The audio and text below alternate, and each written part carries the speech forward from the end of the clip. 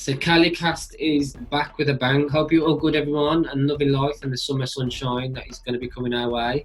How's it going to be snowing the end of this week? I do not know, but at the minute we've got to make the most of it, haven't we, really? Lockdown lifting is nearly here, so let's crack on with it, and hopefully we'll all be out and having a beer and enjoying life as we once knew it. So I'm speaking to Stephen Sulley this week, who is, his story's been fantastic to listen to. He is the founder of Woodbury House. I've just loved speaking to him. He's had a roller coaster journey of how he got to where he has got to, and his mindset, his kind of determination, the way he processed things to get there, I found really kind of fascinating and really interesting to listen to. I took a few things on board for myself, as I hope many of you will out there as well.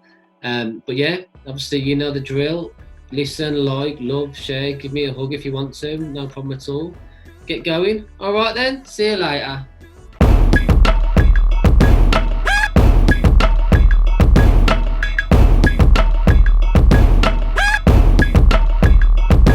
Obviously, thanks for coming on. It's it's been a bit back and forth to get hold of you, but we're in the end, didn't we? Yeah, exactly. Yeah. Perseverance. Mate, yeah, it's a key thing of mine. Yeah, but it's quite interesting, mate, how I came in touch with you in the first place, because I always think I was almost looking at streetwear fashion podcasts, saw you one with Dark Circle, started looking at you a little bit more, thinking he's an interesting guy. And then obviously I found out a bit more about Woodbury House and obviously what you're involved with. So I wouldn't say I was the kind of direct way into film, about art and Woodbury House, but tell me a bit about that then, because I saw a few of your interviews where you said you kind of fell into Woodbury House, or you fell into the art world, didn't you? Yeah, totally, yeah. So long and short of it, in a nutshell, my background is in sales. Been a salesperson for since when I was 21, roughly 21. And anyway, in recent years, like in 2013-14, I was approached by a very large art dealer, one of the biggest in the world for street art. And he said, "What is it you do?" And I said, "Well, I'm in sales." And when I was explaining how we go about doing sales, and predominantly it was most over the phone, and the numbers we were raising for other investment vehicles, he almost didn't believe me because it was completely alien to his way of doing business. And he said, "Look, have you ever sold art before?" And I said, "No, I've never done it in my life." And he said, "Well, I represent a guy who's known by the New York Times as the godfather of street art." Oh, really? Right, sounds interesting. He said, "Obviously you've heard of Banksy, right?" And I said, "Yeah, I've heard of Banksy." And he said, "Well, he got his inspiration from this guy, a guy called Richard Hamilton." He said, "Look, there's a documentary coming out in, let's say a couple of years or so, but there's a trailer to the documentary. And at the moment, Amazon Prime and Netflix, this is back then, we're outbidding each other for this documentary. It's called The Shadow Man. Why don't you watch the trailer, 7 minutes long, and tell me what you think?" And I was so compelled by the story that I ended up buying a piece for myself. Oh, really? And for an investment. And I gave it to the sales team in regards to the trailer. We gave them the inventory Andy gave us, who was the art dealer. And literally, he called me about 6-7 weeks later saying, "How are you getting on?" Thinking, we might have some questions, or we might have made 1 or 2 sales. And I said, "Yeah, we sold the whole entire lot." He was like, "Wow." He said, "You've got a business there." And he said, "Why don't you set up a brand and I'll mentor you for the first part of it, and let's see what you can do." And that was the birth of Woodbury House back in 2014. And, we've made a lot of mistakes like any business. We've done shows around the world. We've been in pretty much every major publication out there: Wall Street International, GQ, Vogue, Huffington Post, Evening Standard, UK Investor Magazine. I mean, the list is endless. We've done our biggest show to date last year in the year of coronavirus, the Saatchi Gallery. Now, Saatchi, if you know who Saatchi are, yeah, one of the biggest brands in the world for art, obviously founded by Charles Saatchi, who I think is a billionaire. And just to have that credibility that your brand, your artist aligning with Saatchi is a massive deal. I mean, we've got so much, brand recognition for that and validated in the art sector. We've had a lot of sales off the back end of it. Yeah, so that's it. Yeah, we've been running now for 7 years as a brand. We've evolved quite immensely. The team has changed and evolved as well, and got stronger. So yeah, we're in a pretty good place at the moment. It looks great, mate. And could you have envisioned your success when you first started? Obviously, what was your initial plan? Because it sounds like it's gone as big as it currently can do. I mean, look, I still, with my mind, is on the tip of the iceberg. You know, don't get me wrong. We've achieved some great things. We've had some challenges and some hurdles. We've messed up a few times because slightly uneducated on how to do certain things, but that's part of business. Yeah, yeah, But I know it's going to sound quite arrogant. I've always believed I can be personally a success. Not because of my education, not because I'm the smartest cookie in the world. Far from it. In actual fact, I was pretty poor at school. But I've always had, a belief and a work rate. I talk in my podcast a lot about boxing, and I box. You probably can see here I was sparring this morning. I thought you had a fight with the missus. Yeah. And I feel in business or sales, it's very, very similar to boxing. You know, in the good times, you've got to attack and you've got to throw your punches and you've got to land the best combinations possible. But in the bad times, you need to weather the punches and, become resilient. And, I feel there's a big connection between lots of sports to business and sales, but specifically boxing or MMA, there's a tie. So anyway, going back to your thing, like I've always, because I've always done boxing as a young kid, I believe that if I wasn't the most skilled or smartest, then my work rate would get me through it. It's interesting, the kind of comparison, because you can see that definitely. It's almost a case of, like, with a business model as well, not giving up. You can get hit a few, a good few times, but if you don't give up, then you're going to keep persevering, like we've already discussed, and you're going to be getting somewhere and making something of yourself. So you go back to your initial point, and did you have any? Were you interested? What's your kind of favourite bit of art? Is it the street art you're into, or are you kind of a fan of all art?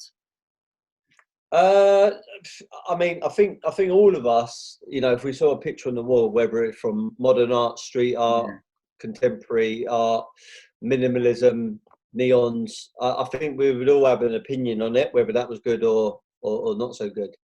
So yeah, there's things that I would look at and think, yeah, I like that.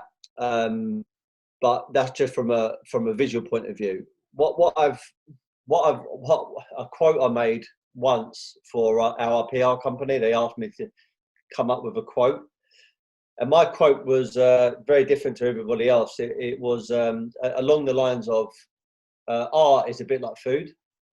If you're just going on the taste, and you're only eating food just based upon its taste, you're without educating yourself, you're missing all the benefits. And what I meant by that is, if you just look at art just the way it looks, then you're going to have one opinion on it. Yeah.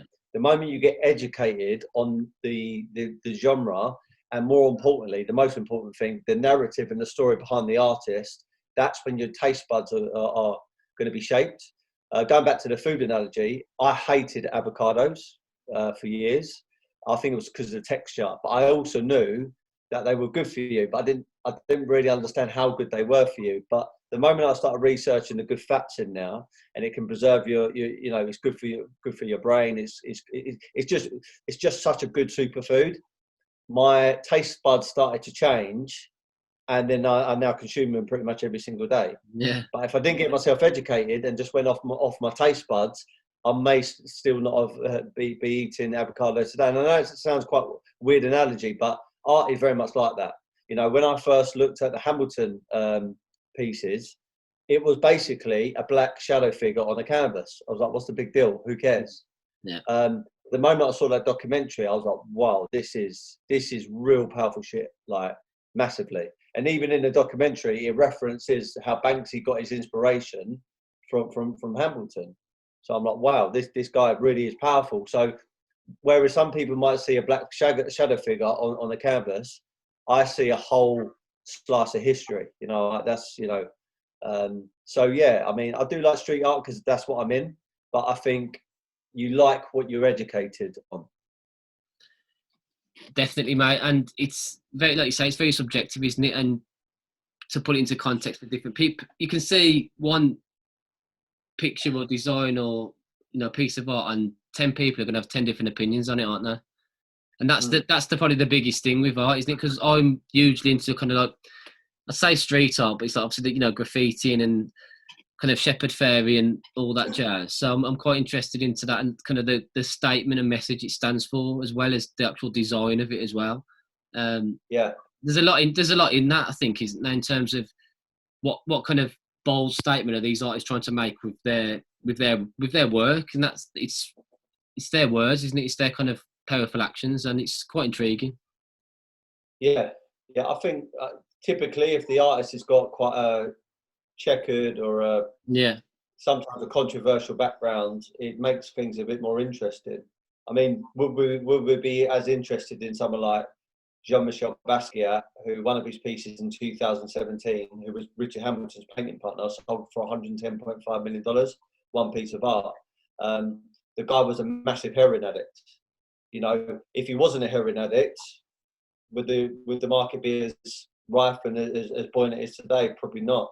People like to buy, the best bits of art, according to the art market, is the ones when he was on heroin. When he was trying to come off of heroin, people didn't enjoy it as much. That's well documented in his documentary called The Radiant Child. So I think people like to buy into people who've got a bit of a story or some sort of struggle, It's like music artists, The people like, I remember hearing Adele's story, one of the biggest singers in the world, very, very successful. When she had a boyfriend and she was making hits, they weren't as successful. The moment they broke up and she was going through that pain, it was coming across in the songs, and people started to resonate with that. yeah. So I think it's the same thing with art. It's when you mentioned music, then the first person I thought of was Kurt Cobain. So it's exactly the same. What was he, 27, wasn't he? And he's been dead, getting on 30 years, hasn't he? So it's exactly that story. He's still selling records. Yeah, exactly. It's and obviously Amy Winehouse. There's so many comparisons. Jimi Hendrix. There's so many. Let me ask you kind of like an ignorant question going from that. Then, in terms of talking about Banksy, what are your kind of thoughts on? Because I've watched a good few documentaries around him, and for the ignorant eye, people think he's the dogs, that he's the main man. But from what I know, you know more than me. He's just taken influences from different people, Black Larat, Hamilton, like you've said, and he's kind of made it his own, and he's kind of run with that. But what are your thoughts on him? Because I'm sure you've had a few kind of stories or connections with him. Like, this is just my opinion. Yeah, I mean, the reference that you made from Black Larat and Hamilton and a few others is totally bang on.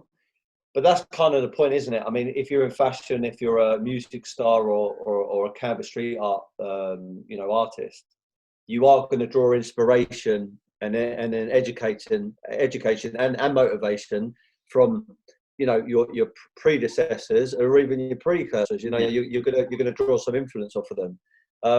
I think like him or not, he always makes a statement with his work.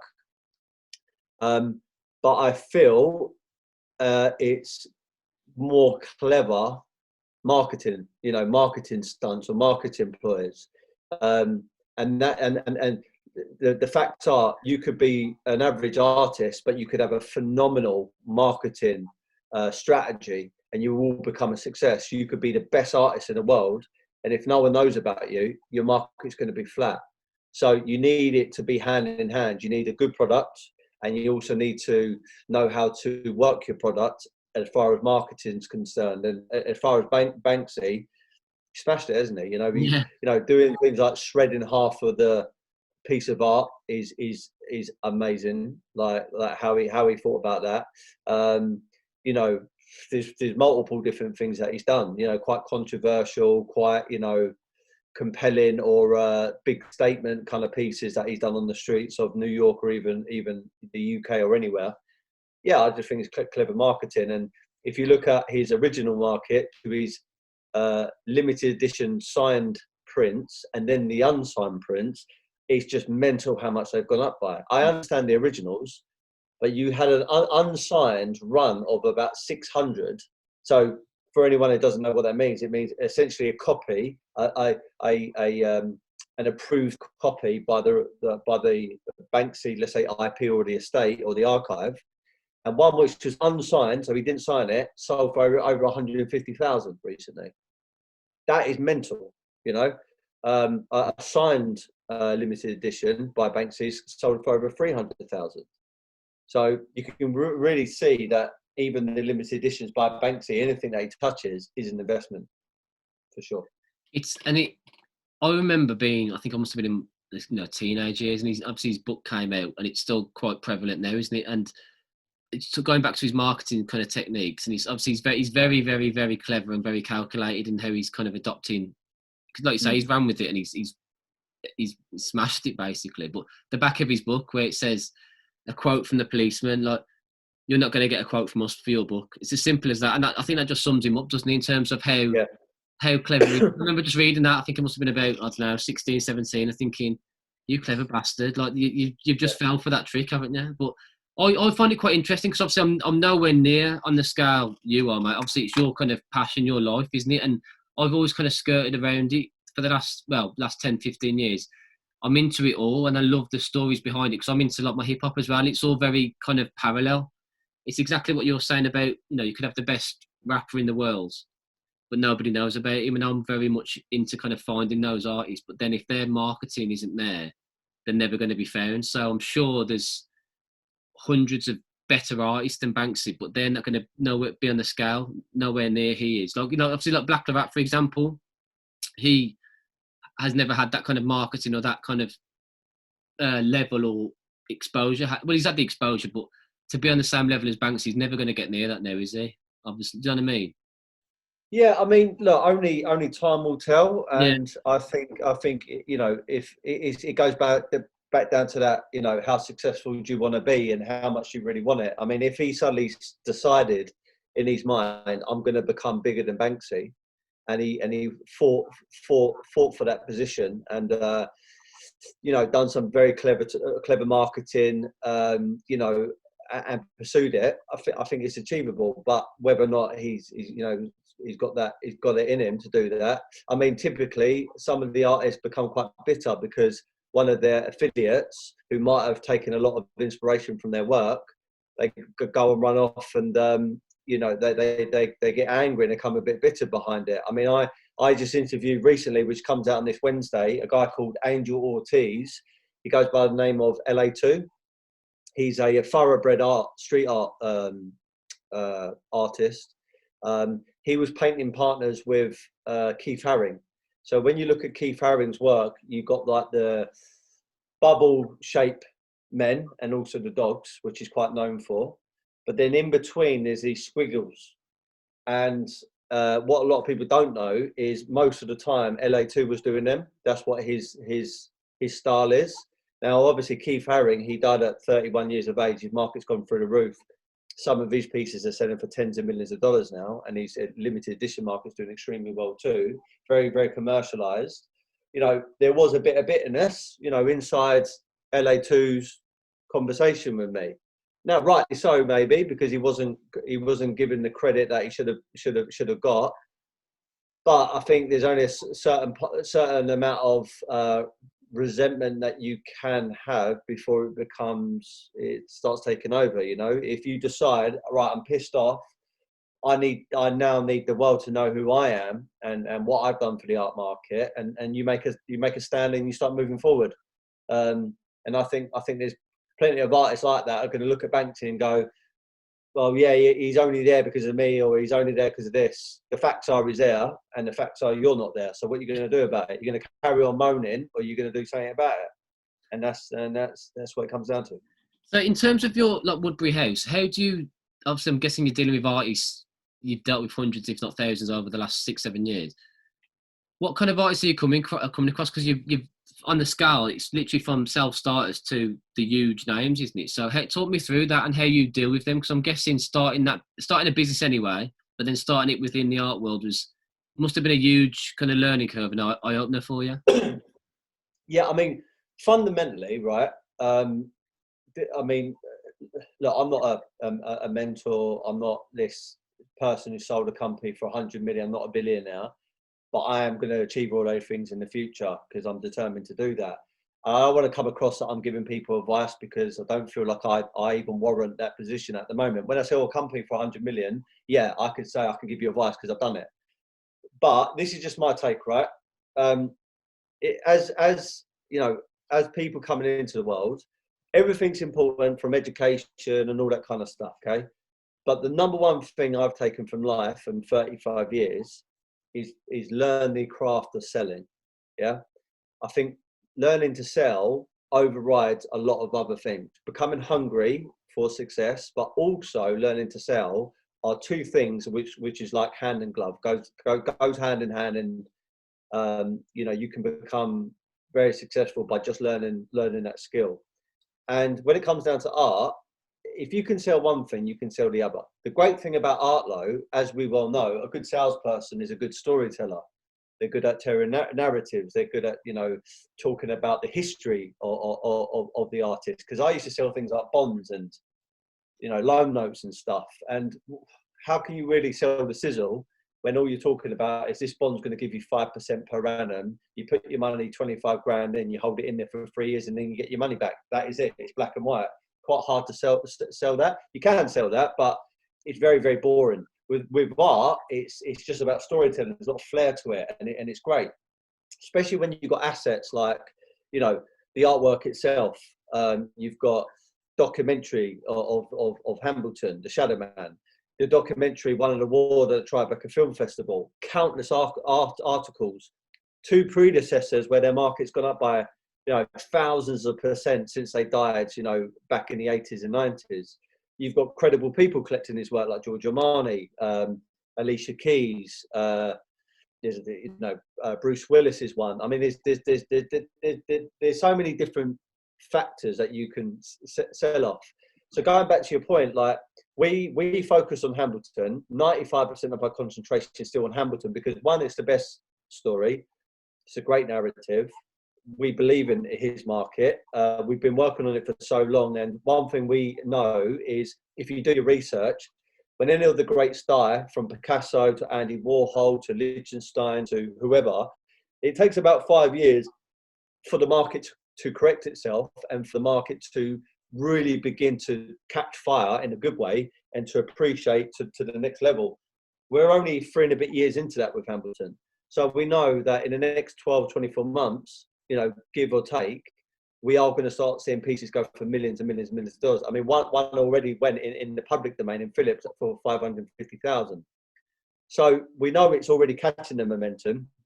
So we're going to stick on Hambleton because, you know, we've got so many clients who have bought and sold and made good money from Richard Hambleton. It would just only make sense to do that.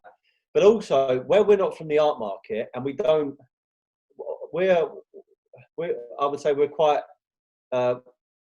transparent about that. We don't ever turn around to people and say, yeah, I've been in the art market for like 10, 15 years and, you know, I was qualified in art and I got a degree in art. We don't fake it till you make it type thing. We don't act as if we're quite honest. You know, I'm not from the art market. I'm a sales guy. I found myself presented with this opportunity. I fucking loved it and I ran with it and we've made it a success. So there's no like hidden kind of genius move. We just found a great product with a great story and ran with it. But because of that, we haven't taken on the gallery model. So a typical gallery model would be, I'm not going to name any names, but there's a few in London. You know, they do well financially, but they got 40 different artists on their books in totally different genres. They might have an artist who's a photographer, and then they might have a canvas artist, and they might have a minimalistic, you know, type of artist. And my argument, right, especially if you're trying to sell it as a collectible investment, how can you become experts in all those different artists, all those different types of works in different genres? It's physically impossible. I've been on the Hambleton market now for 7 and a bit years, and I'm still learning new stuff. Imagine if I had to do that 40 times over. You know, you'll be a jack of all trades. That's why when some people go to these galleries and they do have Hambleton a part of their roster of different artists, They speak to them, then they speak to us, and then we always get the same thing. You guys are miles better talking about Hambleton than the other people I've spoken to. And the answer is, it's just because this is all we focus on. So, however, with that in mind, we are going to dovetail into Hambleton's affiliates. Again, I don't really want to jump from one genre to another because we want to storytell as a brand. So the reason why we're looking at Out Diaz and LA2, because they were affiliates of Hambleton. They all knew Hambleton. They were friends with him. And we're storytelling. Like, there's an ecosystem around Hambleton. So we're going to stick in and around that. So, you know, I'll round this off by saying this. Out Diaz was Jean-Michel Basquiat's painting partner. They used to go by the name of Samo. Jean-Michel Basquiat died. Pieces are now going up to $110.5 million in auction. And then you got Keith Haring. His painting partner was LA2. Keith Haring's works are going for tens of millions of dollars as well. So you got these two guys who are still left, who knew Hambleton, who are affiliates to the greats. So we're now going to tell their story, you know. And I think you should watch this space as well, because we're looking like we're going to do a collaboration again with Dark Circle. So Dark Circle are going to collab with Samo, which is Out Diaz, and Woodbury House is going to present it. So, yeah, so that's basically in short. You know, if you can sell anything, including art. And I don't like. I see these galleries and they just seem to pop any artist on there. It's probably because who they can get hold of and what's the best margin for them. That's all I can assume. From what I'm getting from you is obviously the passion is there for you, obviously, and you want to be focused. Like, obviously, you've honed in on Hamilton, so you want to know as much as you can over the course of 7 years. Keep going, and it's almost like the other galleries are trying to do too much at the same time, and I can resonate with that, and it's not the same, obviously, description when I've tried to be a bit creative, whether it's a podcast, writing, blogs, vlogs, whatever it may be. You can't have your hands in too many pies, can you? Because it's never going to work. You can't have 10% here, 12% there, 15% there. If you do 95% in one goal, you're going to have a lot more knowledge, experience, understanding, rounding of that. And obviously that's what you've done. And that's kind of that's what you based, obviously, Woodbury House on, is it, with Hamilton? Yeah, look, you can definitely do. You can multitask, yeah, and you can do quite a lot of things at once. But I think you need to do it within an ecosystem. You know, so you want to have stuff which are transferable. Like, for example, I never started my podcast with the intention that it was actually going to cross over to Woodbury House. I just started it because I wanted an online presence. I think your online presence today is the modern day CV. Who gives a shit about what you write down on a CV? Not 95% of the time is probably a lie or probably over exaggerated, right? Let's be honest. You know, if you're trying to get a job, you're going to probably, sugarcoat certain things. Of course, yeah. But with online, if you've got content, people get to know you before they meet you. You know, whereas the old world was they had to meet you first, then get to know you. And a lot of people, certainly in the UK, I would say, are a little bit afraid of that. So I think doing a podcast and stuff, I'm not saying everyone should do one, but I think if you've got an online presence and people get to know you, then you can be more approachable, because it's almost like you're not a stranger no more. Like, you might have followed someone for some time, and when you connect with them, it's not kind of worrying. So anyway, going back to the point, I think, I was going to say though, Stephen, it's interesting you said that, because that's exactly how I found you, isn't it? Like, obviously I reached out to you purely because of, like I said before, I was looking for maybe a certain thing with street podcast, street content, but then I stumbled across you, and then there's this whole realm of, other interests that I really want to get to know. And that's exactly, and I think what you've said is really kind of interesting, mate, and really on point, because it's exactly that. Like, everyone kind of knows it as well, that, none of us really want to have a CV, do we? None of us. But we've got to, purely for the way the world is at the moment. Who's to say a podcast or kind of like your online content in 10, 15, 20 years time is going to be your kind of like ongoing CV to get jobs? It's quite it's an interesting analogy, interesting kind of comparison. I just wanted to point that out, mate, because it's definitely accurate, isn't it? Yeah, I mean, look, because I'm not, like I said, a, a traditional educated kind of guy. I didn't drop out of school or anything like that, and I never took time off. But I hated it. I didn't like my school days. A lot of people refer to their school days as being their best days of their life. I hated it. I wanted to get out of there. Um, and so, if I were to, like, let's say we're in a scenario where we're going to be employing someone at Woodbury, I don't think the whole brand would employ someone based upon what they're telling us over a CV. We would hire them based upon, one, their energy, how they articulate certain things. Do they just feel good to be around? So going off of that gut instinct, and then looking online. This person might be, very active in the gym. That tells me a lot about them. They're a go-getter. They might be into their reading or listening to podcasts. They might do a podcast. They might be given to charity. I don't know. There's multiple different things, but I think that holds a lot more weight. For me, if you tell me you got an A in maths, great. How's that going to help? How's that going to help you in selling? It doesn't mean anything. Yeah. What made you hate school so much then? Again, going off that point I was saying earlier, I probably didn't give it the best amount of time that I should have. I mean, hindsight's a wonderful thing, but back then I kept on thinking to myself, this is a waste of time. Like, why am I learning French? Like, why? Now, I would appreciate probably to speak another language. Now, I would definitely want to learn Spanish at a certain point. I've given it a go a couple of times. But back then, when I was young, I'm thinking, why am I learning that? Why am I learning RE? Why am I learning geography? What is the point? I want to become a multi-millionaire, and you're trying to teach me a fucking place on the map. Like, that wasn't in tune with me.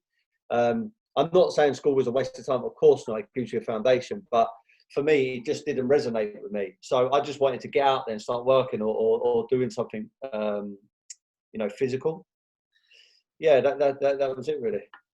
Do you feel like it was kind of, obviously, like you said, you didn't want to wait till 16. I'm guessing you was about 13, 14, just chomping at the bit to start to start something. Just wanted to get out into what I call the real world. And I felt to myself I could never do something in an office because I wasn't too clever. I'm still shit at computers and stuff now, but I boxed and I played. I represented England once for squash. So, very active there. Played football, rugby, hockey. I mean, done a lot. And I thought, maybe I could be a Marine. That's what I was going to do. And then my mum and dad, they convinced me to not do that because I was going to get killed as far as they were concerned. And they said, why don't you get a trade? And I said, all right, what are you thinking? They said, either a plumber, electrician or a carpenter. So with that, I got a job interview at a place called Priory Mechanical, which was a plumbing firm. And I got the job. And again, I hated it, I totally hated it. But just like school, I wasn't going to give up on it. I was going to get qualified and then think about my next chapter. I didn't want to let my mum and dad down. So over 3 years, I hated it. And then I qualified. I even became Corgi registered. And then I gave up, like, within a week of me doing a Corgi. So and then I went into a barrister's clerk. I didn't like that either. I had in my mind that if you was on a building site and you were dirty all the time and cold, I thought to myself, how can you become a success by being dirty all the time?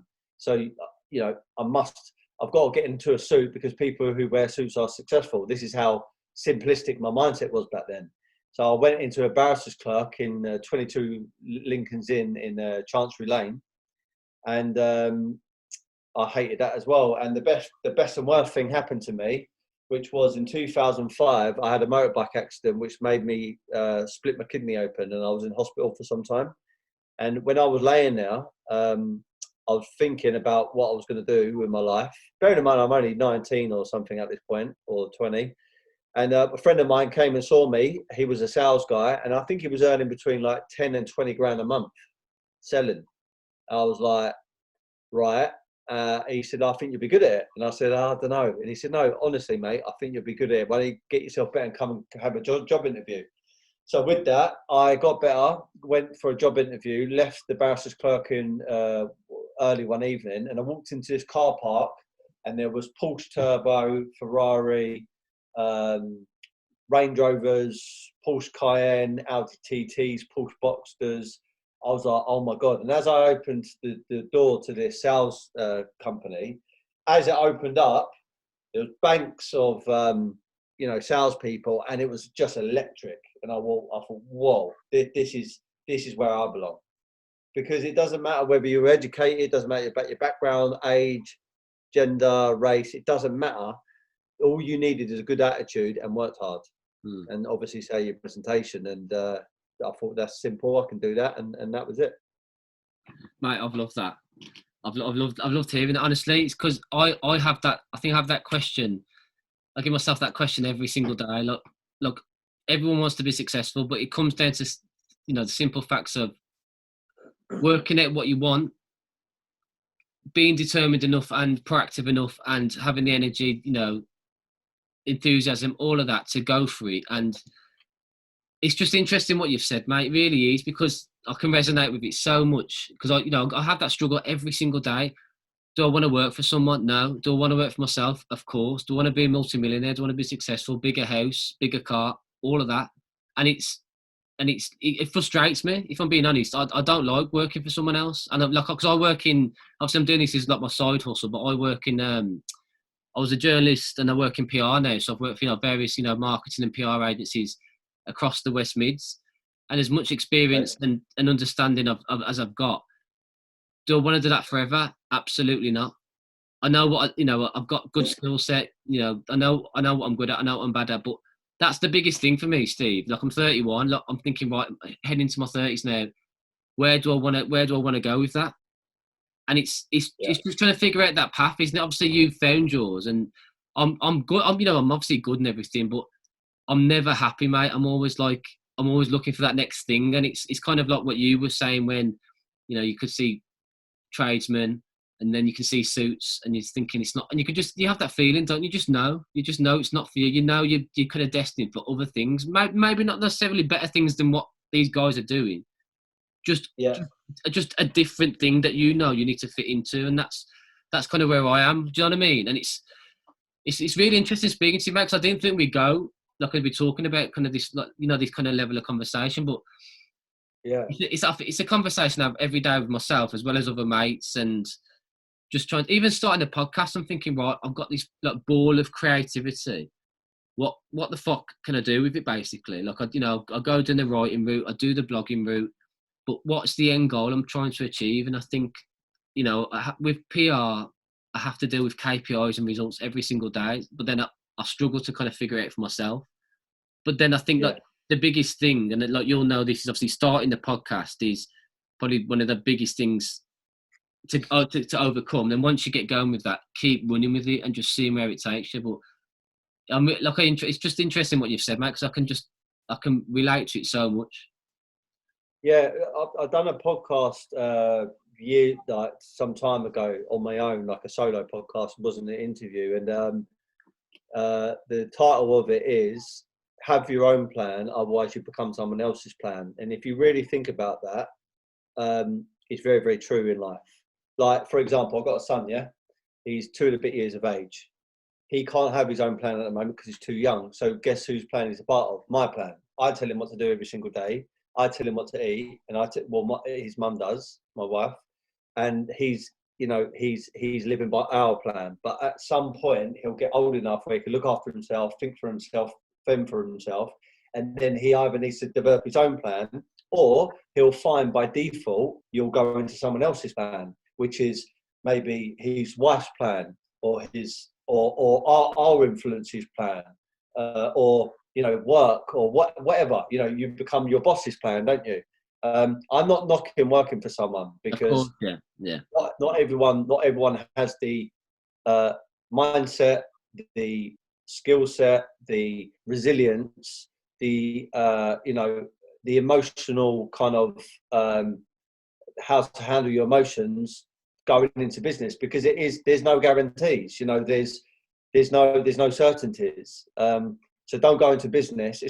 Don't go into a boxing ring unless you're willing to be punched in the face. Part of doing boxing is you will get punched. Fact. In business, you're going to lose every so often, and it's going to be very challenging, and it's going to be painful. You're going to lose sleep over it. But if you can get through it, at the other side, it becomes a great place. And you know, going back to my story, what I didn't include there, I mean, the big jump from plumbing to barrister's clerk, there was a pivotal point. Now, going off of that saying, I said, you know, have your own plan, otherwise you become someone else's.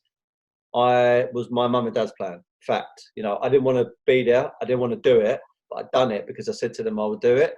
And their selling point to me was, you'll never go broke being a plumber. I would never had the mindset of, you know, not going broke. I had the mindset of becoming a self-made millionaire or a billionaire. So my mum and dad's, their mindset was, you know, you'll always get by if you're a plumber.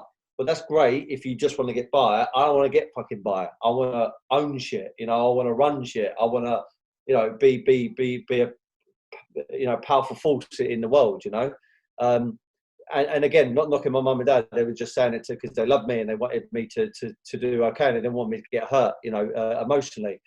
But anyway, I was on this building site, and I was doing plumbing. Yeah, it must have been coming up to 3 years or whatever. And there was a couple of things that happened. About 4 months before, the guy who I was what's it called, an apprentice for, a guy called Nick Lee, really lovely guy. Part of the reason why I stuck in plumbing for so long, because of him. He was so nice, bubbly, you know, fucking just a really, really cool geezer. Me and him had a lot of banter. And then suddenly he said, I'm leaving. I'm setting up my own company. And it was devastating. I was like, what? And anyway, I ended up working underneath, being an apprentice for a guy called Eddie. Now, again, Eddie was all right, but he was a lot older, very, very serious man, you know. And I was like, oh, I don't know if I want to, you know, work under this guy. And anyway, they took us, Nick, on these last couple of days, took me to a building site where I was going to start underneath Eddie, and it was on Park Lane behind. Have you ever seen called Bob Full Scene or Full Night or something like that? Full Scene, which is a high-end car garage. So yeah, MG at the time had a car garage next to Bob Fullstein, and then there was like Lambo, Ferraris, everything else. And behind there was loads of these townhouses, right? And I think they were turning all the townhouses, like five or six of them. They knocked them all through and turned them into luxury flats. So anyway, it was a big job, like massive job. And I went on there, and Nick said this to me. He said, just think about this, Steve. Your next 3 summer holidays, you'll still be at this building site. That's how big it was. And when he said that to me, I was like, how depressing, like really, really depressing, okay? And where primary mechanical was not just plumbing, it was engineering as well. So we done first fix and second fix. First fix being, you know, rip out and then install like all like your pipe laying basically, yeah? And then second fix is when the bathrooms are done, you'll be installing the toilets or the showers or whatever else, yeah? And anyway, the first fix was underway. I hated it every single day there. I remember overhearing a conversation with like these scaffolders talking about one of them selling their staff, their dog, to get some money to buy a bit of gear. And I was thinking, how am I listening to this sort of conversation? And bearing in mind I was a kid still, I was thinking, I've got to get out of here. And this is the point I'm getting to. Anyway, I was upstairs on the first floor, but I could see through the floors because not all the flooring had been laid. Yeah. The joists were still there, and you know, you could see through. Anyway, I heard this noise. Looked outside. Aston Martin pulled up, DB9. I think it was dark blue, like really cool car, like back then anyway.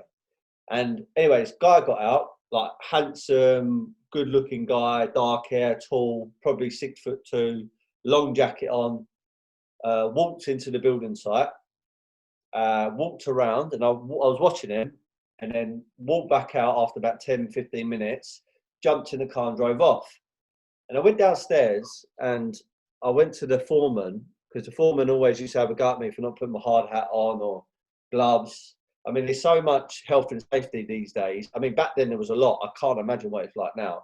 Goggles on, high vis, steel toe cap boots. You're cold, you're freezing, you're dirty. And this geezer just walked in. And I said, how come he didn't have to wear a hard hat? You know, how come he didn't have to do this? And he said, son, because he owns the building. I went, what? I said, how old is he? And he was like, oh, it must be early 30s. I went, what? He was like, yeah, early 30s. I went downstairs to the basement and I called my dad and I went, Dad, can I ask you a question? And he went, yeah. I went, can I ever own an Aston Martin being a plumber? And my dad, being my dad, or any dad, came up with this sales spiel like, yeah, look, you know, if you work hard, blah, blah, blah. I went, Dad, be honest. Do you think I could own one? He went, no, probably not. I said, well, what's the point then? And literally, I cried on the spot. And then I walked out there. I said, not coming back. This is it. I'm leaving. And then that was the start. That was the start of me doing it. And I think again, some people in my position back then would have relished, you know, I know some plumbers now, I absolutely love their job. You know, can't get enough of it. You know, that's all they think about. But me, I hated it.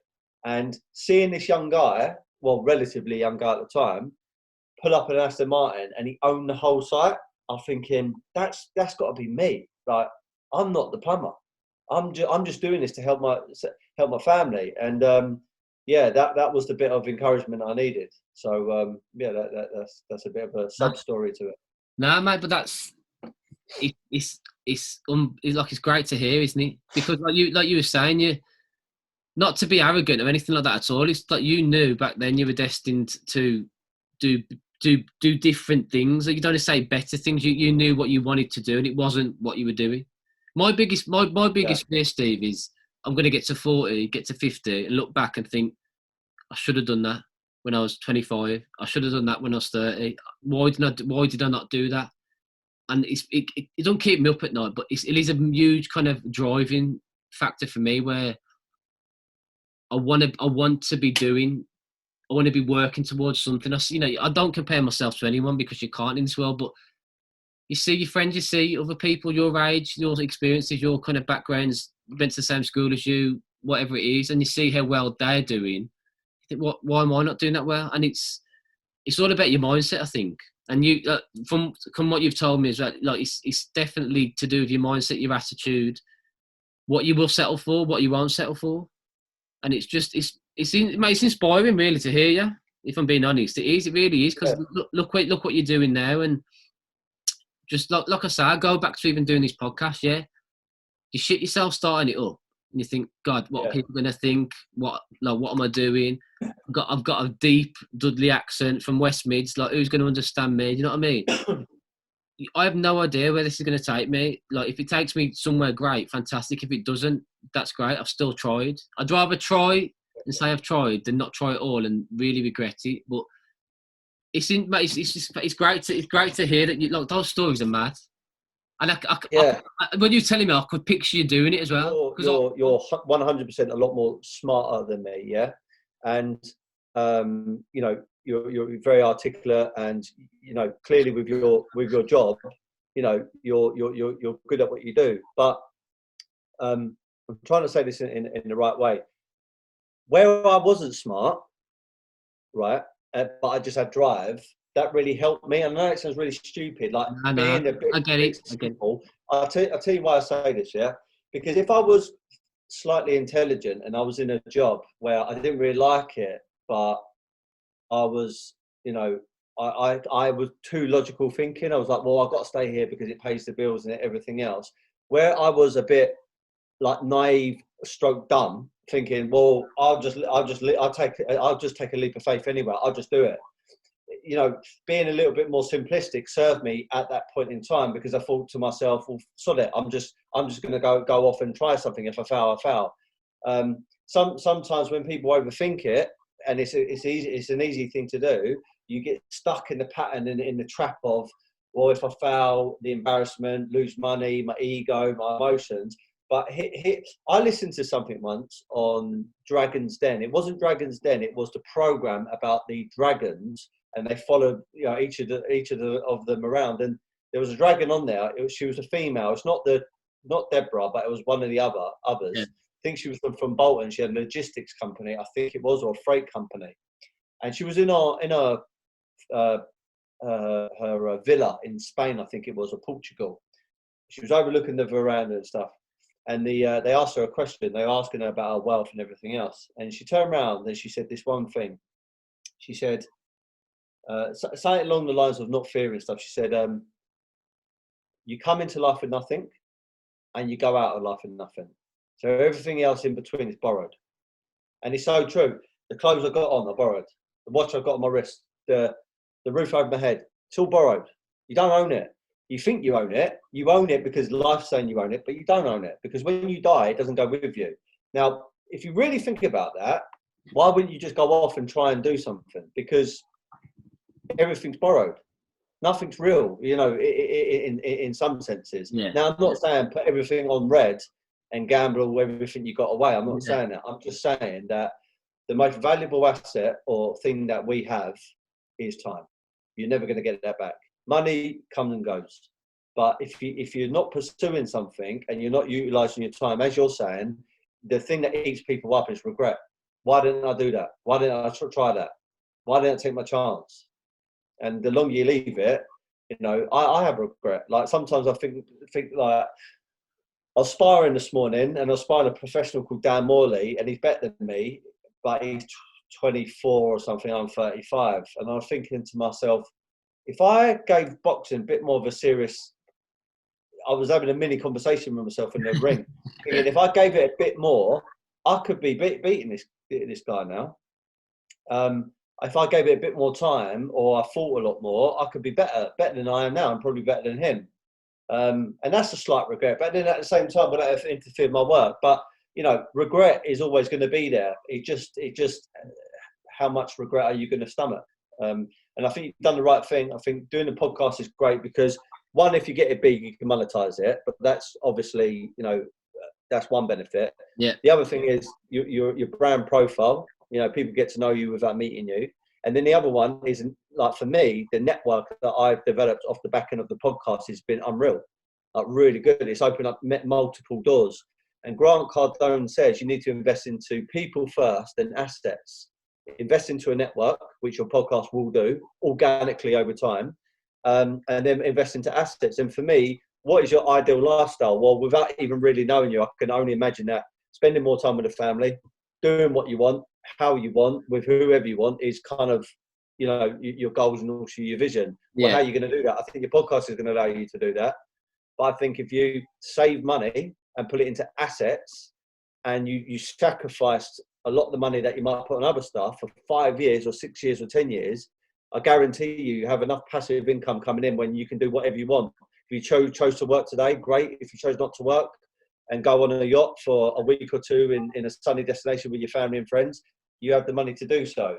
But the thing is, a lot of people are not willing to sacrifice the money they earn right now because they're in a pattern in a comfort zone, you got to weigh up, do you want to have the pain of sacrificing now to get to a better place in 5 or 10 years? Or do you want to carry on doing what you're doing and then look back when you're 50 or 60 and think, fuck, I've not really achieved what I wanted to achieve? And only you can answer that question.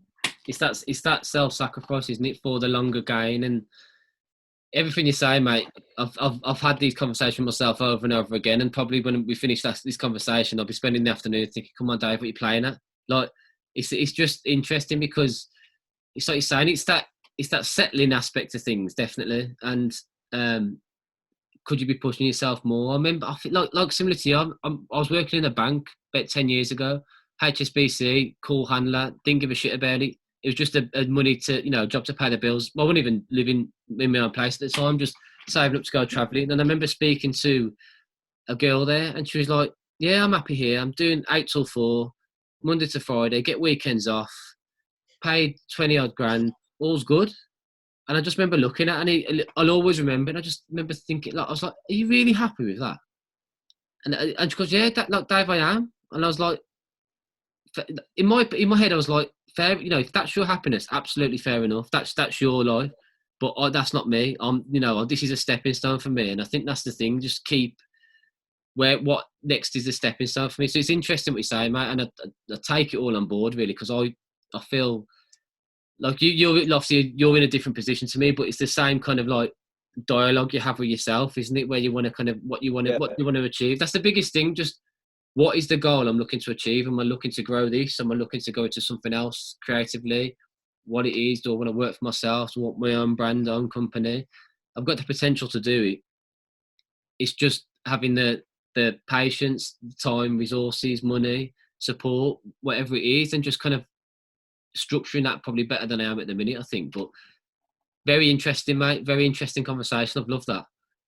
Yeah, no problem. I mean that for like to become, they call it financially free. And what does financially free to mean to most people?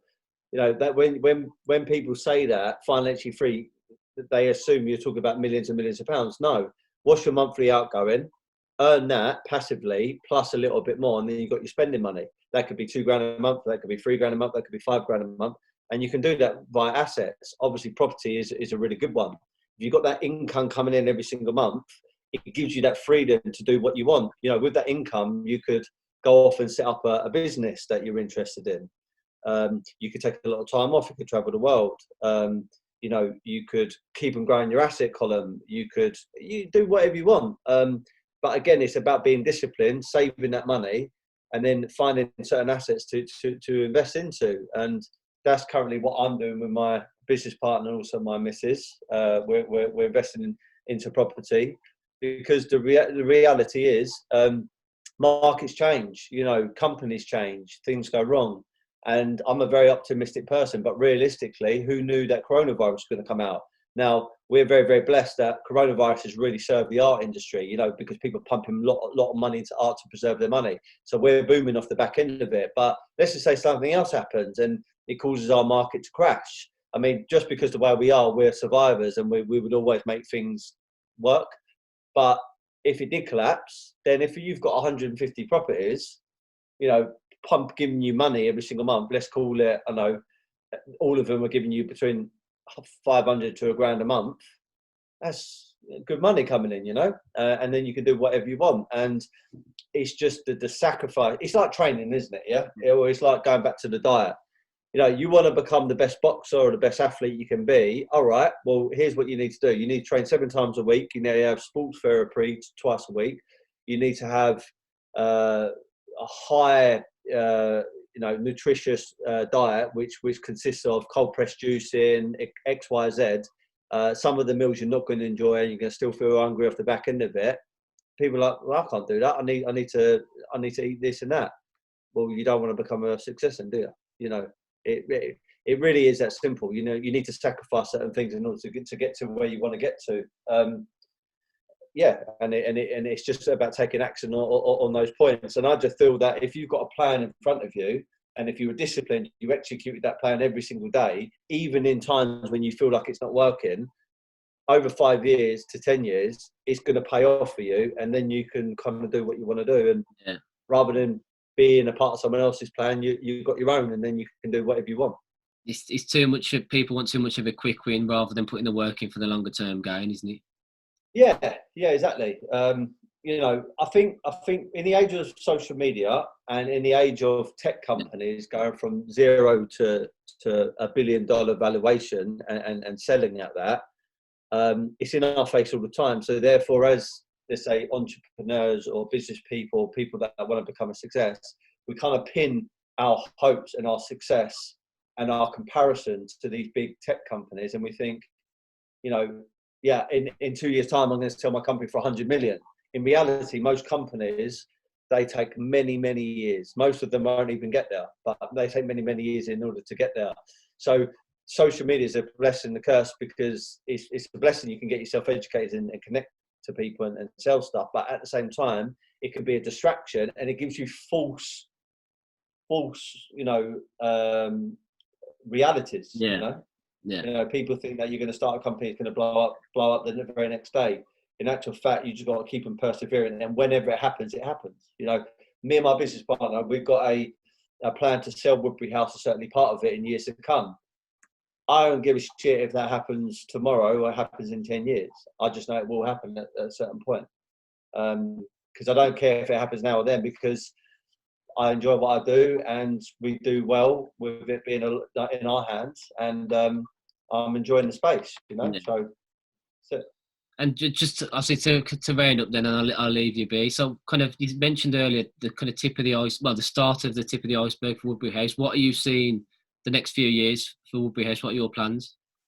So we have got a e-commerce collectible online store. So 90%, 95% of our revenue comes from the art dealing, which is called Woodbury House Advisory. So that's obviously selling Richard Hamilton predominantly to our investors, collectors and art lovers.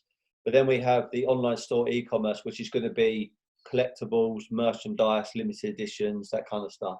And this is for everybody, but it's also specifically for maybe a younger demographic that can't afford a £10,000 original or a £50,000 whatever original artwork by Hamilton, but what they can afford is £100 on a collectible item or a collectible toy or something like that. There's a company called Bear Brick, and they do collaborations with the Jean-Michel Basquiat estate, the Keith Haring one, the Andy Warhol one, and they're like £200, £300. Most people can't afford that if they really wanted it. So we're going down that route, and that's one part of it. We want to scale that up because that's tech, that's e-commerce. Yeah. You can get like an 8 to 12 multiple on that, maybe higher when we come to sell it. We obviously want to carry on with the art dealing. We want to introduce some of the affiliates like LA2, Out Diaz, probably people like Cope, Futura, Ramosi, Cause, you know, people in and around the ecosystem. We want to do multiple shows around the world. We want to keep on getting to great publications. We want to continue serving people, giving people value, you know, making people money from their investments, and also doing some wicked content off the back end of it, the podcasting, the mini films, the little short videos, and in years to come selling it.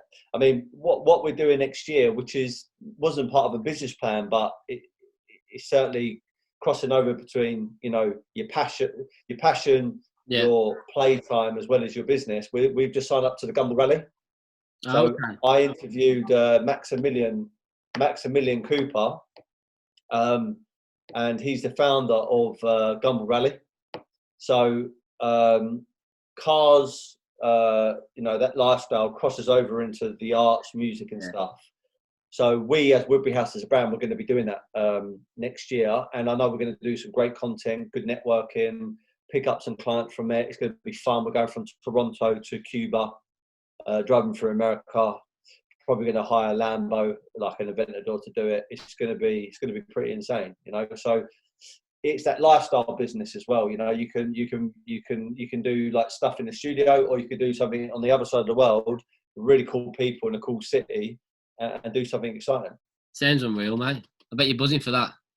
Yeah. Do you know what? It's mad law of attraction, because ever since as a kid, I've always been into my cars. Unfortunately, I've had some quite nice ones. I've always said to myself, I want to do the Gumball Rally, and now it's happening. I mean, the weird thing was, I interviewed Maximilian. I mean, he's got like 300,000 followers on his Instagram. He goes out with the rapper Eve. She's obviously, you know, he's married to her, and it's mad law of attraction. He come onto my thing, and now we're doing the Gumball Rally. It's crazy, but yeah, I'm buzzing, mate. It's like you say, you never know who you're going to connect to. It's having that conversation, isn't it? Yeah, I mean, if I were to knock on Maximilian's door or contact him and say, hey, I want to have a conversation with you about your life, not that he would say this, but most people say, like, who are you? Piss off. Yeah. The moment I come with the podcast hat on, hey, I want to interview you for my podcast, I know it's going to be an inspiring story, yeah, I'll do that. So it allows you, from a selfish, personal point of view, to contact people, but with a reason. If you just say, I want to speak to you, it's a bit like, what's in it for them? Not that I would say this, but some people say, like, bore off, mate. Like, what? But I know when I interview you for my podcast, there's a reason. It's like you, mate, though. Like, you could have easily said that to me. You could have looked at me and thought, right, this geezer's got 200 followers. What's he doing? Like, You know what I mean? Like, but then obviously I've reached out to you, and it's exactly that I've been thinking. It's like all these musicians, artists, sports people, footballers, whatever, that I've always wanted to speak to over the years.